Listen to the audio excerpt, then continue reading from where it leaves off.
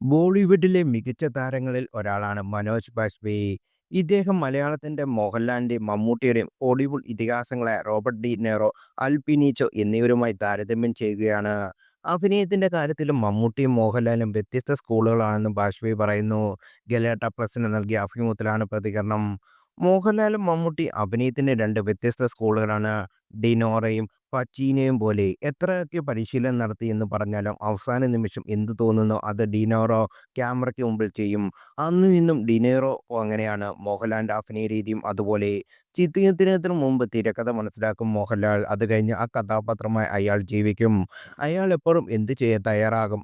കഥാപാത്രത്തിന്റെ മാനസം, അയാളുടെ ഭൂതകാലം, ഭാവിയെല്ലാം മോഹൻലാലിന് അറിയാം. ഡിനോറയിൽ നിന്നും വ്യത്യസ്തമായി അൽപീച്ചിയോ വളരെയധികം തന്നെ കഥാപാത്രത്തെക്കുറിച്ച് പരിശീലിച്ച് ഒരു വേഷം ചെയ്യുന്നതാണ്.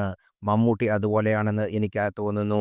അദ്ദേഹത്തെ ഒരു യഥാർത്ഥ ക്രാഫ്റ്റ്മാനാണ്. പ്രമേഹം എന്ന ചിത്രത്തിൽ ആ ലെവൽ ക്രാഫ്റ്റ് ഇല്ല എങ്കിൽ അതുപോലൊരു ചിത്രം ഒറ്റയ്ക്ക് മുന്നോട്ട് കൊണ്ടുപോകാനാവില്ല. മനോജ് ബാജ്പേയി പറയുന്നു. സ്ക്രിപ്റ്റിനെക്കുറിച്ച് പിന്നിൽ നിന്ന് ചിന്തിക്കാൻ സാധിക്കുന്ന ആളാണ് മോഹൻലാൽ എന്നും മനോജ് ബാജ്പേയി പറയുന്നു. ഷൂട്ട് കഴിഞ്ഞാൽ അതുവരെ പെർഫോം ചെയ്തതിനെ വിട്ടുകളയാൻ സാധിക്കില്ലെന്നും പിന്നീട് അതിലേക്ക് ഇറങ്ങിച്ചെല്ലാനും മോഹൻലാലിന് കഴിയുമെന്നും അദ്ദേഹം കൂട്ടിച്ചേർത്തു. എന്നാൽ മമ്മൂട്ടി വ്യത്യസ്തനാണെന്നും താരം പറയുന്നു.